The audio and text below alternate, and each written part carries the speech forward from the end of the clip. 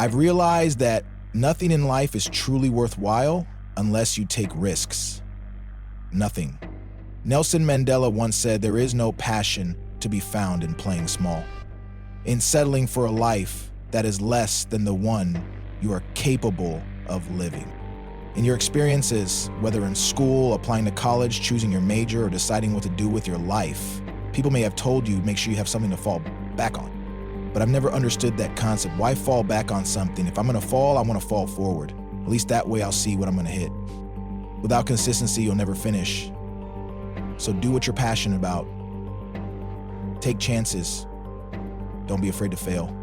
There's an old IQ test that involved 9 dots. You had to connect them with 5 lines without lifting your pencil. The only way to solve it was to think outside the box. Don't be afraid to think outside the box. Don't be afraid to fail. Dream big. But remember, dreams without goals are just dreams. Reggie Jackson struck out 2,600 times in his career, the most in baseball history. But no one remembers the strikeouts. They remember the home runs. Thomas Edison conducted 1,000 failed experiments before he invented the light bulb. 1,000 failures.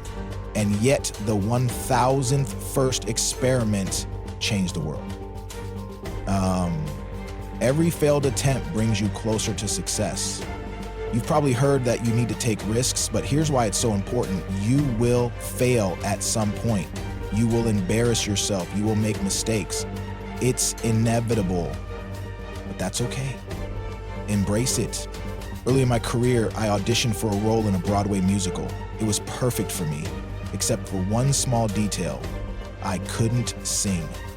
Unsurprisingly, I didn't get the job, but I didn't quit. I didn't fall back. I prepared for the next audition, and the next, and the next. Failed again and again, but I kept going.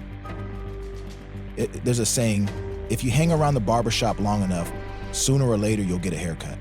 Eventually I caught a break. Last year I performed in a Broadway play called Fences. It was at the same theater where 30 years earlier I had failed that first audition. The point is, every one of you has the training and talent to succeed. But do you have the guts to fail? If you don't fail, you're not even trying. To achieve something you've never had, you must do something you've never done. Imagine yourself on your deathbed. Around you stand the ghosts of your unfulfilled potential, the ideas you never acted on, the talents you never used. They're angry, disappointed, and say, "We came to you because only you could have brought us to life. Now, we must die with you."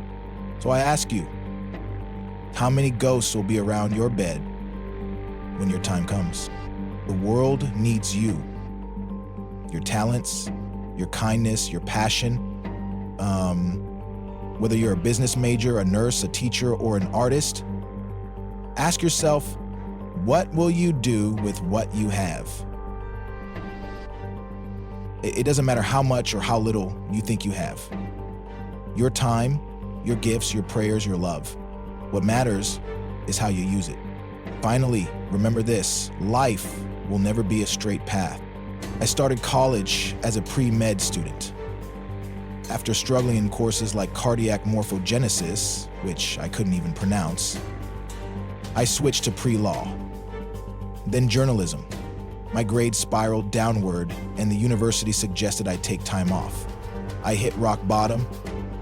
Then, on March 27, 1975, while helping my mother in her beauty shop, an older woman, a town elder, gave me a prophecy.